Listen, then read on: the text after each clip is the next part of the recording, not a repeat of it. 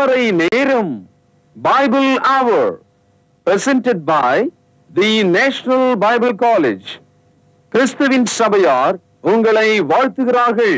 Welcome to Satellite Bible Classes. வணக்கம். தேசிய வேதாகம கல்லூரி மாணவ செல்வங்களே, கண்மணிகளே, தோழர்களே, உலகளாவிய வான்வழி வகுப்புகளுக்கு, அதாவது சேட்டலைட் பைபிள் கிளாஸ்க்கு உங்களை நான் அழைக்கிறதுல மகிழ்ச்சி அடைகிறேன். உலகளாவிய தமிழ் பேசக்கூடிய மக்கள் மத்தியில் பைபிளை வீட்டில் இருந்தபடியே படிப்பதற்கான ஒரு அரிய வாய்ப்பு இது. ஆண், பெண், வீட்டில் இருக்கிற முதியவர்கள், சிறைச்சாலையில் இருக்கிறவர்கள் கூட இந்த ஆன்லைன் கோர்ஸில் படிக்க முடியும். நேற்றைய செய்தியில் ஒரு கருத்தை உங்ககிட்ட நான் சொன்னேன். அதாவது இந்த நியூ டெஸ்டமெண்ட் என்ற இந்த பாடத்தை நம்ம படிக்கும்போது ஏன் ஓல்ட் டெஸ்டமெண்ட், ஏன் பழைய ஏற்பாடு? கடவுள் ஒரு முறை ஒரு ஏற்பாட்டை கொடுத்திருந்தால் நன்றாக இருந்திருக்குமே, அது ஏன் அப்படியெல்லாம் நம்ம மனசு கேட்குது. ரெண்டாவது, பழசு அப்படின்னு சொல்லும்போது அதில் ஏதோ குறை இருக்குது, அதனால் புதிய ஏற்பாடு அப்படின்னு நம்முடைய மனத்திரையில் நம்ம எண்ணங்கள் ஏற்படுகிறது. சகோதரர்களே, அதற்கான ஒரு காரியத்தை உங்களுக்கு நான் சொல்லியிருந்தேன். ரெண்டு பேர் இருக்கும்போது ஒரே ஒரு சட்டம் இருந்தது. when there is only two, there was only one law. ஞாபகம் இருக்கா? ஆதாம் ஏவாள் ஏதேன் தோட்டத்துக்குள்ளே 2 பேர் தானே, ஒரே ஒரு சட்டம் தான் இருந்தது. அந்த கனியை புசிக்க வேண்டாம், புசிக்கும் நாளிலே சாகவே சாவீர்கள், அவ்வளோதான், ஒரே ஒரு சட்டம். இப்போ 2 பேருக்கு ஒரு சட்டம் இருந்தது. அதுக்கப்புறம் நோவாவினுடைய காலத்தில் நோவாவையும் அவனுடைய குடும்பத்தையும் காப்பதற்காக கொப்பேர் மரத்தினால் ஒரு பேழையை கட்டும்படி சொன்னார். இப்போது அந்த கொப்பேர் மரத்தை அறுத்து பேழையாக மாற்றி அவனுடைய குடும்பம் உள்ளே சேர்ந்தபோது அன்றைய உலகம் வெள்ளத்தால் அழிந்தது, நோவாவும் அவனுடைய குடும்பமும் காப்பாற்றப்பட்டது. இது உங்களுக்கு தெரியும். இப்போது உலகத்தில் நாம் யாராவது கொப்பேர் மரத்தை தேடி ஒரு பேழையை கட்டி அதனால் காக்கப்படுகிறோமா? இல்லை. அப்போ அந்த சட்டம் அவர்களுக்கு மட்டும்தான். அதே போல் ஆபிரகாமினுடைய வீட்டில் தேவன் அவனை சந்தித்து அவனோடு உடன்படிக்கை செய்தபோது ஆபிரகாமினுடைய வீட்டில் பிறக்கிற எல்லா ஆண் குழந்தைகளுக்கும் 8வது நாளில் அந்த விருத்த சேதனம், அதாவது ஆண் குறியை வட்டமாக வெட்டி எடுத்தல், இந்த ஒரு சட்டம் ஆபிரகாமினுடைய குடும்பமாகி இஸ்ரவேலர்களுக்கு மட்டும்தான் அது பொருந்தும். ஞாபகம் வச்சுக்கிட்டீங்களா? அதுக்கப்புறம் அப்படியே தொடர்ந்து நம்ம பைபிளை படிக்கும்போது யாத்திரையாகமத்தில் 430 வருஷம் அடிமைகளாக இருந்த இஸ்ரவேலர்கள் மோசேயினுடைய தலைமையின் கீழே விடுதலையாக்கப்பட்டு செங்கடலை கடந்து அவர்கள் ஒரே மலைக்கு வருகிறார்கள். இதை யாத்திரையாகமும் 32ஆம் அதிகாரத்தில் படிக்கிறோம். அப்பொழுது மோசே தேவனால் கொடுக்கப்பட்ட அந்த 10 கட்டளைகளை 2 கற்பலைகளில் எடுத்துக்கொண்டு கீழே இறங்கி வந்தான் என்று நாம் படிக்கிறோம்.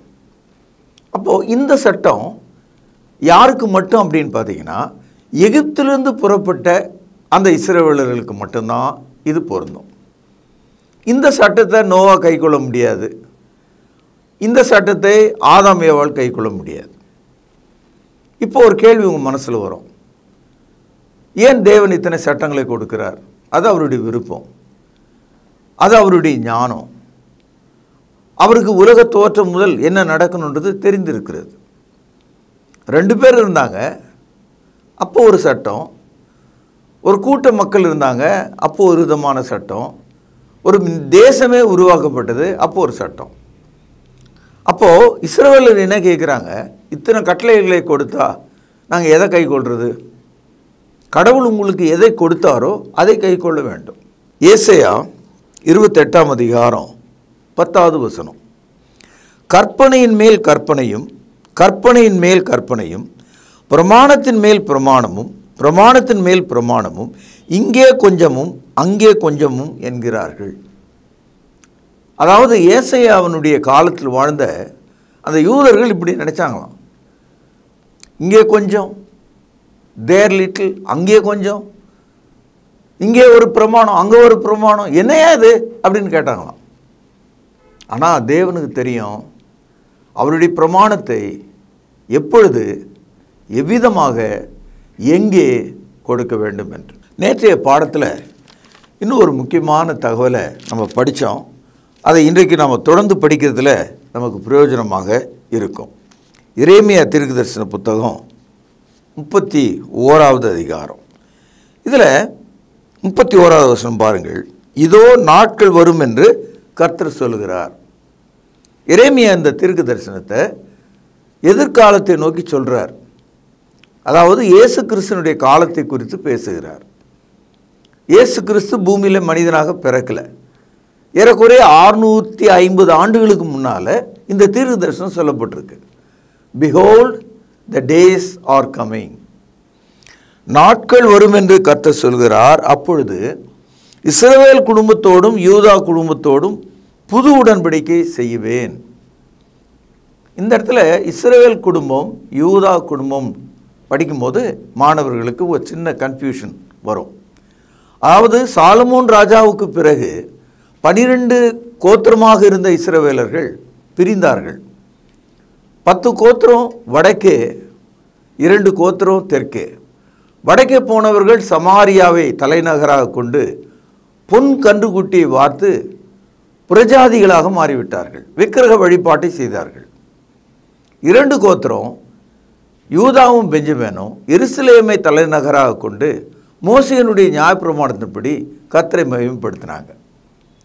ஆக பிரிந்து போன இந்த உலகத்துக்கு, பிரிந்து போன இந்த மனித கூட்டத்துக்கு, யூதர்கள் அல்லாத புரஜாதியர்கள் உங்களுக்கும் எனக்கும் எல்லாருக்கும் சேர்த்து தான் சொல்கிறாரு, இஸ்ரவேல் குடும்பத்தோடும் யூதா குடும்பத்தோடும் புது உடன்படிக்கை பண்ணுவேன். இந்த உடன்படிக்கை என்ற வார்த்தை ஆங்கிலத்தில் கவனன்ட். உடன்படிக்கைன்னு சொன்னால் 2 பேருக்கு இடையில் பேச்சு வழக்கில் கூட உடன்படிக்கை பண்ணிக்கலாம். நான் சத்தியம் பண்ணலாம் உங்களுக்கு ஒன்று, நீங்கள் எனக்கு ஒன்று சத்தியம் பண்ணலாம். அப்போ உடன்படிக்கை என்பது வாயின் வார்த்தை, ஆங்கிலத்தில் ஓரல். ஆனால் நம்ம வாயில் பேசுகிறதெல்லாம் ஒரு பேப்பரில் எழுதி வச்சுக்கிட்டோன்னு வைங்க, அப்போ அது வந்து டெஸ்டமெண்ட், அதாவது ஏற்பாடு என்று சொல்ல அங்கே நம்ம கொள்கிறோம். கவனிக்கணும், நீங்கள் வாயில் பேசும்போது உடன்படிக்கை, வாயில் பேசுனதெல்லாம் எழுத்து வடிவில் பதிவு செய்து கொண்டால் ஏற்பாடு. அதனால் கவனன்ட் என்ற வார்த்தையும் டெஸ்டமெண்ட் என்ற வார்த்தையும் சப்ஜெக்ட் ஒன்று தான். ஆனால் பேச்சு வழக்கில் இருக்கிறதா எழுத்து வழக்கில் இருக்கிறதா, அதான் அந்த வேறுபாடு. அதனால் நீங்கள் வேதமானவர்களாக இதை நன்றாக புரிஞ்சுக்கணும். இப்போது பழைய ஏற்பாடு புதிய ஏற்பாடு நம்ம சொல்லும்போது ஒரு பேச்சு வழக்கில் இல்லாமல் தேவன் அதை நமக்கு ஒரு புத்தகமாக பதிவு செய்து கொடுத்து விட்டார். அதனால தான் இதை நம்ம வந்து ஏற்பாடு, ரிட்டன் ஃபார்ம் என்று நாம் நினைக்கிறோம். இப்போது ஒரு சின்ன கேள்வியை சொல்கிறாரு. நேற்றைய பாடத்தில் நம்ம கவனித்தோம், அந்த முதல் பழைய ஏற்பாட்டை பெற்றுக்கொண்ட அந்த இஸ்ரவேல் ஜனங்கள் அந்த உபதேசத்தில் அவர்கள் நிலைத்திருக்கவில்லை. ஒரு மகனை அப்பா கையை பிடிச்சி அழைச்சிட்டு போகிறாரு. பையன் அப்பா கையை கடிச்சிட்டு வேறு பக்கமாக ஓடுறான். திருப்பி வந்து அப்பா அவனை தூக்குறாரு, மறுபடியும் கடிச்சிட்டு ஓடுறான். அந்த ஓடின பையனை அதுக்கப்புறம் அவங்க அப்பா விட்டார், நீ போயிட்டு கெட்டு திருந்தி வான்னு சொல்லி விட்டார்.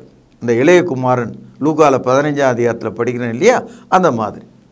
அது மாதிரி பழைய ஏற்பாட்டு கால இஸ்ரவேலர்கள் அந்த உடன்படிக்கையை கொடுத்த தேவனை கைவிட்டு விட்டார்கள். இப்போ உங்களுக்கு புரிஞ்சிருக்கும், நச்சுன்னு புரிஞ்சிருக்கும். கவனிங்கள், எரேமியா 31ஆம் அதிகாரம் 32வது வசனம். நான் அவர்கள் பிதாக்களை எகிப்து தேசத்திலிருந்து அழைத்து வர கைப்பிடித்த நாளிலே அவர்களோடு பண்ணின உடன்படிக்கைப்படி அல்ல. கவனிங்கள், ஏனெனில் நான் அவர்களுக்கு நாயகராயிருந்தும் அந்த என் உடன்படிக்கை அவர்கள் மீறி அவமாக்கி போட்டார்களே என்று கர்த்தர் சொல்கிறார். எப்படி ஆதாம் ஏவாள் தேவனுடைய கட்டளையை மீறினார்களோ அவ்விதமாக இஸ்ரவேலர்களும் மீறிவிட்டார்கள். இந்த இடத்துல நாயகர் என்ற ஒரு சொல்லை நம்ம படித்தோம். மூலமொழியில் கணவர் என்ற சொல் தான் இருக்குது, ஹஸ்பண்ட் என்ற வார்த்தை தான் இருக்குது, ஹீரோ என்ற வார்த்தை இல்லை. இந்த நாயகர் என்ற இந்த கான்செப்ட், இந்த கருத்து என்னன்னு கேட்டிங்கன்னா, கடவுள் நமக்கு முழுமையான ஒருவராக இருந்திருக்கிறார், நம்மை ஆள்கிறவராக இருந்திருக்கிறார், நமக்கு உரிமை கொண்டாடுகிறவராக இருந்திருக்கிறார். அப்படிப்பட்டவரை கைவிட்டு விட்டார்கள்.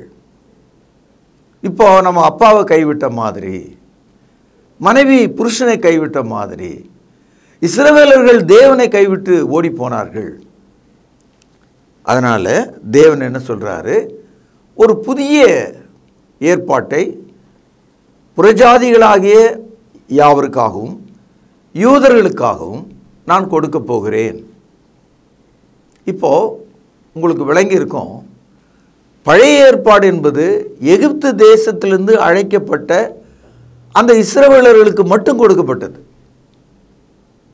ஆனால் இப்பொழுது நமக்கு கொடுக்கப்பட்டிருக்கிற புதிய ஏற்பாடு இஸ்ரவேலர்களுக்கும் யூதர்களுக்கும், அதாவது பழைய ஏற்பாட்டின்படி நடந்தவர்களுக்கும் உலகத்தில் தேவன் அற்றவளாக இருந்த நமக்கும் சேர்த்து கொடுக்கப்பட்ட ஒன்றாக புதிய ஏற்பாடு இருக்குது. புதிய ஏற்பாட்டை அவர் கொடுக்கறதுனால அவர் நமக்கு எந்த தீங்கையும் செய்யலை. பழைய ஏற்பாட்டை அவர் எடுத்ததுனால அவர்களுக்கு எந்த தீங்கையும் செய்யலை. மாறாக அதிக அன்பையும் அதிக சந்தோஷத்தையும் மகிழ்ச்சியும் மனுஷன் மேல் செலுத்தும்படி தேவன் இறங்கி வருகிறார். இதை 33வது வசனத்தில் பாருங்கள். அந்த நாட்களுக்கு பிற்பாடு, இது கவனிக்க வேண்டிய ஒரு வார்த்தை, அந்த நாட்களுக்கு பிற்பாடு. எந்த நாட்களுக்கு? இயேசு கிறிஸ்துவினுடைய சிலுவை மரணம், அடக்கம், உயிர்த்தெழுதல், அந்த நாட்களுக்கு பிற்பாடு. ஏனென்றால் இயேசு கிறிஸ்து நியாயப்பிரமாணத்தை நிறைவேற்றுகிறவராக வந்தார். மத்தேயு 5ஆம் அதிகாரம் 17வது வசனம். இயேசு கிறிஸ்து நியாயப்பிரமாணத்தினுடைய முடிவாக இருக்கிறார். ரோமர் 10ஆம் அதிகாரம் 4வது வசனம். நியாயப்பிரமாணம் முழுவதையும் இயேசு அந்த சிலுவையில் தொங்கி சாபமாகி அதை சுமந்திருக்கிறார். கலாத்தியர் 3ஆம் அதிகாரம் 11வது வசனம். ஆகவே இயேசு கிறிஸ்து அந்நாட்களுக்கு பிற்பாடு நான் இஸ்ரவேல் குடும்பத்தோடு பண்ண போகிற உடன்படிக்கையாவது, கவனிங்கள், நான் என் நியாய பிரமாணத்தை, பேனாவில் அடிக்கோடிடுங்கள், அவர்கள் உள்ளத்திலே வைத்து, I will keep my testament in the heart. உங்களுக்கு ஞாபகம் இருக்கா? பழைய ஏற்பாடு மோசே கையில் கற்பலகையில் எழுதிட்டு வந்தார். It was written on a tablet of stone. பெரிய கற்பலகையில் 10 கட்டளைகள் எழுதப்பட்டிருந்தது. அதை யாராவது எடுத்து நெஞ்சுக்குள்ளே வச்சுக்க முடியுமா? உள்ளே போக முடியுமா? போக முடியாது. ஆனால் புதிய ஏற்பாட்டை பற்றி பேசும்போது அவர்கள் உள்ளத்திலே வைத்து, அதை அவர்கள் இருதயத்திலே எழுதி, I will write in their heart. நான் அவர்களுக்கு தேவனாயிருப்பேன், I will be their God. அவர்கள் என் ஜனமாயிருப்பார்கள், they will be my people என்று கர்த்தர் சொல்கிறார். அப்போது பழைய ஏற்பாடு கற்பலகையில் எழுதப்பட்டது, புதிய ஏற்பாடு நம் இருதயங்களில் எழுதப்படுகிறது. வித்தியாசம் இப்போ உங்களுக்கு புரிஞ்சிருக்கும்னு நினைக்கிறேன். நான் ஏற்கனவே உங்களுக்கு சொன்னேன், ஒரு புத்தகம், அந்த புத்தகத்தினுடைய முன்னுரையை தள்ளினோன்னா அதுக்கு அடுத்தது உள்ளடக்கம், ஆங்கிலத்தில் இண்டெக்ஸ்ன்னு சொல்லுவாங்க, ஒரு பேஜ் இருக்கும். இப்போ உதாரணமாக இந்த பைபிளுக்கு இண்டெக்ஸ் இருக்குது. அந்த இண்டெக்ஸ் பகுதிக்கு போனீங்கன்னா, பொருளடக்கம் என்ற பகுதிக்கு போனீங்கன்னா, இந்த புத்தகங்கள்லாம் எத்தனை இருக்குது, எந்தெந்த பேஜில் இருக்குதுன்னு ஒரே பேஜில் போட்டிருப்பாங்க. 66 புத்தகங்கள், அதில் எந்தெந்த பக்கத்தில் எந்தெந்த புத்தகம் இருக்குது, அதை வச்சு இந்த புத்தகத்தை ஈஸியாக திறந்துடலாம். அப்போது தலைப்புகளாக அந்த இண்டெக்ஸில் ஒரு புத்தகத்தை பற்றி நம்ம பார்க்குறோம். இப்போ எரேமியான்னு எடுத்துக்கிட்டால் எரேமியா புத்தகம் முழுவதும் அங்கே இருக்கும். இப்போ ஆதியாகமும் நம்ம எடுத்துட்டோம்னா ஆதியாகமத்தில் 50 அதிகாரம் இருக்குது, ஆனால் டைட்டில் ஒரே டைட்டில் தான். அது மாதிரி மோசே கையில் எடுத்துன்னு வந்தது ஒரு கற்பலகை, அதில் எழுதியிருந்தது 10 கட்டளை தான், ஒன்லி 10 கமாண்ட்மெண்ட்ஸ் தான். ஆனால் ஒரு கமாண்ட்மெண்ட்டுக்கும் கீழே சப்டிவிஷன்ஸ், ஒவ்வொரு கட்டளைக்கும் விரிவாக்கங்கள் இருந்தது, விரிவாயினே போனது. அது இப்போ கொலை செய்யாதிருப்பாயாக ஒரு கட்டளை எடுத்துக்கிட்டால் எப்படியெல்லாம் மனுஷன் கொலை செய்வான், எப்படியெல்லாம் அதற்கான தண்டனைகளை கொடுக்கணும். இப்போ விபச்சாரம் செய்யாதிருப்பாயாக அப்படின்னா எத்தனையோ வகை இருக்கும், அதுக்கு தகுந்தாற் போல. அப்போ சட்டங்கள் விரிவாக்கப்படுது. அந்த காலத்தில் அந்த சட்டங்களை விரிவாக்கி கொண்டே மோசே போகிறார். மொத்தத்தை நீங்கள் கூட்டினீங்கன்னா 613 சட்டங்கள் இருக்கிறது. எழுதிட்டீங்களா? 613 சட்டங்கள். அந்த 613 சட்டங்களில் முதல்ல 10 கட்டளைகள், அப்போ கழிச்சிட்டிங்கன்னா 603 இருக்குது. இப்போ இந்த 603 சட்டங்களும் அந்த முதல்ல சொல்லியிருக்கிற 10 கட்டளைகளினுடைய விரிவாக்கம், அதாவது அந்த 10 கமாண்ட்மெண்ட்ஸினுடைய எக்ஸ்பிளனேஷன், அதை பற்றிய விரிவாக்கமாக இருக்கிறது. இப்போ சட்டம் அப்படின்னு சொன்னால் அதுக்கு 2 முகங்கள் இருக்கும். ஒரு முகம் கீழ்ப்படிதல், இன்னொரு முகம் கீழ்ப்படியாமை. Obey, disobey, do, do not, செய், செய்யாதே. எந்த சட்டமும் அப்படி தான் இருக்கும். நீங்கள் உலகத்தில் எந்த சட்டம் படித்தாலும் அந்த சட்டத்துக்கு 2 விதி தான் இருக்குது. செய், செய்யாதே. இப்போது சிவப்பு வண்ணம் 4 சந்தி உள்ள ஒரு ரோட்டில் எரியுதுன்னா நில்லுன்னு அர்த்தம். இப்போ ரெட் லைட் எரியும் போது நீங்கள் கிராஸ் பண்ணிங்கன்னா அது வயலேஷன், அது குற்றம், அது தண்டனைக்குரியது. அப்போ அந்த ரெட் லைட்டுக்கு ஒரே ஒரு வேலை தான் இருந்தது. என்ன வேலை? நில்லுன்னு சொல்கிறது மட்டும்தான். ஆனால் அந்த நில்லுக்குள்ளே கீழ்ப்படியாமல் போகும்போது அதுக்குரிய தண்டனை நம்ம அனுபவிக்கிறோம். அது மாதிரி எல்லா சட்டங்களுக்கும் ஒரு டூ இருக்குது, ஒரு டூ நாட் இருக்குது. இப்போது மொத்த சட்டங்கள் எவ்வளோன்னு பார்த்தோம்னா 613. இந்த 613ல் 245 245 டூ, செய். 368 செய்யாதே, டூ நாட். ஆக பழைய ஏற்பாட்டு முதல்ல 10 கட்டளைகள், அதை தொடர்ந்து 603 கட்டளைகள், ஆக மொத்தம் 613 கட்டளைகள். 613 கட்டளைகளில் 245 செய், 368 செய்யாதே. இப்போ புரிஞ்சிருக்கோன்னு நினைக்கிறேன். நியாயப்பிரமாணத்தை, அதாவது தேவனுடைய வார்த்தைகளை தேவன் ஆரம்பத்தில் கொடுத்தார் இல்லையா, அதனுடைய நோக்கம் என்ன அப்படின்னு நீங்கள் கவனிச்சிங்கன்னா, இப்போ உங்கள் வீட்டுக்குள்ளே நான் வரேன், வீடு இருட்டாக இருக்கு, என்ன செய்வீங்க? லைட் போடுவீங்க இல்லையா? அப்போ வெளிச்சம் வந்துடும். வெளிச்சம் வந்தால் நம்ம ஒருவர் பார்க்க முடியும். அப்போது தேவனுடைய ஏற்பாடு, பழைய ஏற்பாடு ஏன் கொடுக்கப்பட்டது நீங்கள் ஒரு கேள்வி கேட்டிங்கன்னா, பாவம் என்னது என்பதை நம்ம தெரிந்து கொள்வதற்காக தான் கொடுத்துருக்கார். இந்த விஷயம் நமக்கு தெரியாமல் நாம் ஏதோ நினச்சிக்கிட்டு குழப்பிட்டு இருக்கிறோம். பாருங்கள், ரோமர் 3வது அதிகாரம் 20வது வசனம். உங்கள் கையில் உள்ள பேனாவில் ஒரு வட்டம் போடுங்கள். இப்படி இருக்க பாவத்தை அறிகிற அறிவு நியாயப்பிரமாணத்தினாலே வருகிறபடியால். இப்போ பாவனை என்னன்னு தெரிஞ்சுக்கணுன்னா பிரமாணம் இருந்தால் தான் தெரியும். செய்யாதே என்ற ஒரு கட்டளை இருந்தால் தான் நான் செஞ்சது சரியா தவறான்றது நமக்கு தெரியும். ஆதாம் ஏவாளுக்கு அந்த ஒரு கட்டளை கொடுக்கலனா அவன் செஞ்சது சரியா தவறான அவனுக்கே தெரியாமல் போயிட்டுருக்கோம். அதனால் the knowledge of sin comes by the law. பிரமாணம் நமக்கு எதுக்கு உதவுதுன்னா பாவத்தை அறிந்து கொள்ள உதவுகிறது. இப்பொழுது ரோமருக்கு எழுதிய நிருபம் 7வது அதிகாரம். இங்கே பவுலடியார் தன்னுடைய சொந்த வாழ்க்கையை ஒரு உதாரணமாக சொல்கிறார். அவர் நல்ல அழகான ஒரு கண்ணுக்குட்டி மாதிரி துள்ளி திரிந்து கொண்டிருந்த ஒரு பருவத்தில் இருந்தார். அப்போ ஒரு யங்மேன் அவருக்கு எது பாவம் எது பாவம் இல்லை அப்படின்னு தெரியாத ஒரு வயது. ஆனால் அவர் பாவம் செஞ்சாரா இல்லையான்றது அவருக்கே தெரியாது. ஒரு நாள் என்ன பண்ணியிருக்காரு, நியாயப்பிரமாணத்தை படித்திருக்கார். விபச்சாரம் செய்யாதிருப்பாயாக, நான் செஞ்சதே கிடையாது. கொலை செய்யாதிருப்பாயாக, நான் செஞ்சதே கிடையாது. விக்கிரக ஆராதனை செய்யாதிருப்பாயாக, நான் செஞ்சதே கிடையாது. அந்த மாதிரி அவர் நினச்சிக்கிட்டே இருந்தார். அதுக்கப்புறம் ஒரு சட்டத்தை ஒன்று படித்தார். இச்சையாதிருப்பாயாக விழுந்துட்டார். ஐயோ, நிறைய முறை நான் இச்சித்து இருக்கிறேனே. அப்போது தான் முதல் முறையாக அந்த பவுலடியாருக்கு நானும் ஒரு பாவிதான் ஐயா, நான் ஒரு நீதிமான் இல்லை நினச்சிட்டு இருந்தேன் இவ்வளோ காலம். அப்போ இந்த இடத்துல நியாயப்பிரமாணம் அவருக்கு அவருடைய பாவத்தை சுட்டி காட்டியது. இதை தான் ரோமர் 7வது அதிகாரம் 7வது வசனத்தில் படிக்கிறோம். ஆகையால் என்ன சொல்லுவோம்? நியாயப்பிரமாணம் பாவமோ? அல்லவே, பாவம் என்னதென்று நியாயப்பிரமாணத்தினாலே நான் அறிந்தேனே என்று மற்றபடி அறியவில்லை. கவனிங்கள், இச்சையாதிருப்பாயாக என்று நியாயப்பிரமாணம் சொல்லாதிருந்தால் இச்சை பாவம் என்று நான் அறியாமல் இருந்திருப்பேனே. அவருடைய ரொம்ப தெளிவாக உங்களுக்கு எனக்கு புரிகிற மாதிரி, சட்டம் படித்த பிறகு தான் விஷயமே எனக்கு புரிஞ்சுது. நான் ஒரு பாவம் செய்து விட்டேன், எத்தனையோ செய்திருக்கிறேன் இச்சையினாலே.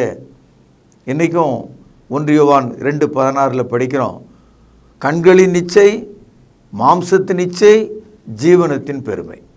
இந்த 3 வழியாக கடல் போல நாம் பாவம் செய்கிறவளாய், மலை போல பாவம் செய்கிறவளாய் நாம் இருக்கிறோம். இந்த கண்களின் இச்சைக்கு தப்பாத ஆள் யாருமே கிடையாது. ஒரு ஸ்திரீயை இச்சையோடு பார்த்தால் அவளோடு விபச்சாரம் செய்து விட்டா என்று கிறிஸ்தவம் போதிக்கிறது. இச்சை பாவம் என்பதை சட்டம் தான் நமக்கு காட்டி கொடுக்குது. அது மாத்திரமல்ல, இந்த சட்டம் உன்னை கொன்று விடும் என்று சொல்கிறார். whoever violates the law kills you. கவனிங்கள், ரோமர் 7ஆம் அதிகாரம் 8வது வசனம், பாவமானது கற்பனையினாலே சமயம் பெற்று சகலவித இச்சைகளையும் என்னிலே நடத்தது. நியாயப்பிரமாணம் இல்லாவிட்டால் பாவம் செத்ததாக இருக்கும். சட்டம்னு ஒன்று இல்லைன்னா நான் குற்றவாளியாகவே இருக்க போகிறது கிடையாது. சட்டம் வந்ததுனால்தான் எனக்கு குற்றம்.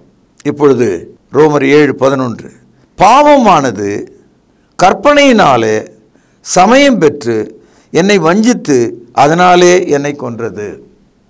ஒரு ஆள் வழக்கமாக 15 வருஷம் ஒரு வழியாக போய்கொண்டே இருந்தார். ஒரு நாள் காலையில் போலீஸ்காரர் அவரை மடக்கி, இந்த பக்கம் நீ சைக்கிளில் வரக்கூடாது, இது 1 வே அப்படின்னார். அது மாத்திரம் இல்லை, இந்த 1 வேல நீங்கள் வந்ததுக்காக 50 ரூபாய் நீங்கள் பெனால்ட்டி கட்டணும் அப்படின்னார். இந்த சைக்கிளில் போயிட்டு இருந்த ஆளுக்கு கோபம், குதிக்க ஆரம்பிச்சிட்டார். 15 வருஷம் அந்த ரோட்டில் போகிறேன், யாரும் என்னை தடுத்தது கிடையாது, என்னை தடுத்தது இல்லாமல் 50 ரூபா வேற கேட்குற, என்னை ஒரு குற்றவாளின்னு சொல்கிற அப்படின்னு குதிக்க ஆரம்பிச்சிட்டார். போலீஸ்காரர் ரொம்ப சாந்தமாக, ஐயா எனக்கு அது தெரியாது, இந்த மாதிரி இந்த வழியில் இந்த 1 வேல வரவங்கள பிடிக்க சொல்லியிருக்காங்க, சட்டத்தின்படி நான் இங்கே நிற்கிறேன் அப்படின்னு இவர் சொல்கிறார். உங்களுக்கு இந்த அனுபவம் ஏற்பட்டிருக்கும். அதாவது ஒரு நீதிமன்றம் ஒரு சட்டத்தை ஏற்றுது, இது வரைக்கும் இந்த மாதிரி போன இந்த பாதை நாளை முதல் இது ஒரு வழி அப்படின்னு ஒரு சட்டம் ஏற்றுது. அந்த சட்டம் இயற்றப்பட்ட விஷயம் எனக்கு தெரியாமல் இருக்கலாம், I may be ignorant of the law. ஆனால் சட்டம் இயற்றப்பட்ட பிறகு நான் அதை மீறும்போது அந்த விஷயம் எனக்கு தெரிஞ்சாலும் தெரியலனாலும் நான் குற்றவாளி தான். புரியுதா உங்களுக்கு நான் சொன்னது? 500 ரூபாய், பழைய 500 ரூபாயை இப்போ எடுத்துகிட்டு போய் நீங்கள் மாற்ற முயற்சிங்கன்னா நீங்கள் குற்றவாளிகள். ஏன்னா அது செல்லாது. அதை மாற்ற முயற்சிச்சோம்னா அது ஒரு கள்ள நோட்டுக்கு ஒப்பாக மக்கள் பார்ப்பாங்க. ஏன்னா அது ஒழித்து கட்டப்பட்டு விட்டது, அந்த சட்டம் நீங்கப்பட்டது. அப்போது சட்டங்கள் நம்மை குற்றவாளிகளாக மாற்றும். பவுலடியார் சொல்கிறாரு, பாவனை என்னன்னு தெரிஞ்சதே இந்த சட்டத்தால் தான். பாவம் என்ன அடிமையாக்கி விட்டது, இப்போ பாவம் என்ன கொன்னே போட்டது, நான் ஒரு பாவி என்று சொல்கிறார். அதனால தான் ரோமருக்கு எழுதிய நிருபம் 3வது அதிகாரம் 10வது வசனத்தில் சொல்கிறாரு, ஒருவனும் நீதிமான் இல்லை. ரோமர் 3வது அதிகாரம் 23வது வசனத்தில் சொல்கிறார், எல்லாரும் பாவம் செய்து தேவ சாயலை இழந்து விட்டார்கள். ரோமர் 6ஆம் அதிகாரம் 23வது வசனத்தில் சொல்கிறார், பாவத்தின் சம்பளம் மரணம். எங்கே கொண்டாந்து நிறுத்திட்டது பார்த்தீங்களா? அப்போது இந்த பழைய ஏற்பாடு மனிதனுக்கு அவனுடைய குற்றத்தை எடுத்து காண்பிக்க மட்டும்தான் உதவி செய்யுது.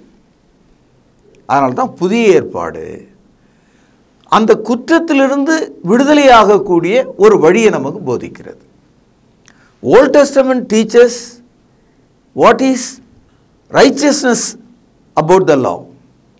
ஆனால் அந்த ஓல்ட் டெஸ்டமெண்ட்லேருந்து புதிய ஏற்பாட்டுக்குள்ளே வரும்போது அந்த பாவத்தின் கீழே விழுந்துவிட்ட மனிதனுக்கு, குற்றவாளிக்கு மறுவாழ்வாகிய ரட்சிப்பை எல்லாருக்கும் தேவன் எவ்விதமாக கொடுக்கிறார். இந்த கருத்து தான் புதிய ஏற்பாட்டினுடைய மையப்பொருளாக இருக்கிறது. பழைய ஏற்பாடு எல்லா மனுஷனையும் குற்றவாளியாக தான் மாற்றியது. பழைய ஏற்பாட்டின் கீழே ஒருவனும் நீதிமானாக்கப்படவில்லை. இப்பொழுது ரோமருக்கு எழுதிய நிருபம் 8வது அதிகாரம் 1 வசனம் பாருங்கள். ஆகையால் கிறிஸ்து இயேசுக்குட்பட்டவர்களாயிருந்து மாம்சத்தின்படி நடவாமல் ஆவின்படியே நடக்கிறவர்களுக்கு ஆக்கினை தீர்ப்பில்லை. ஆக்கினை தீர்ப்புனா நீதிமன்றத்தில் கடைசியாக நீதிபதி சொல்கிறார், நீ குற்றவாளி, 10 ஆண்டுகள் உனக்கு சிறை தண்டனை. அதை தான் ஆக்கினை தீர்ப்பு, காண்டம்னேஷன் என்று ஆங்கிலத்தில் அதை தான் சொல்கிறாங்க. Court condemns that man. Court அவனை குற்றவாளியாக தீர்க்கிறது. அந்த வார்த்தை தான் இது ஆக்கினை தீர்ப்பு. அப்போ பழைய ஏற்பாட்டின் கீழே எல்லாருக்கும் ஆக்கினை தீர்ப்பு இருந்தது. ஆனால் இயேசு கிறிஸ்துக்குள்ளே வந்து விடும்போது, அவருடைய புதிய உடன்படிக்கையின் கீழ் நாம் வந்து விடும்போது, அவருடைய இரத்தத்துக்குள்ளே நாம் வந்து விடும்போது, பாருங்கள் ரோமர் 8ஆம் அதிகாரம் 2வது வசனம், கிறிஸ்து இயேசுவினாலே, கவனிங்கள், ஜீவனுடைய ஆவியின் பிரமாணம், law of the spirit and life. புதிய ஏற்பாட்டுக்கு இன்னொரு பெயர் ஜீவனுடைய ஆவியின் பிரமாணம். கிறிஸ்து இயேசுவினாலே ஜீவனுடைய ஆவியின் பிரமாணம் என்னை பாவம் மரணம் என்பதின் பிரமாணத்திலிருந்து விடுதலை ஆக்கிற்று. அப்போ ஓல்ட் டெஸ்டமெண்ட்டை இப்படி சொல்லலாம், law of sin and death. பழைய ஏற்பாடு பாவம் மரணத்தை கொடுக்கக்கூடிய பிரமாணம்.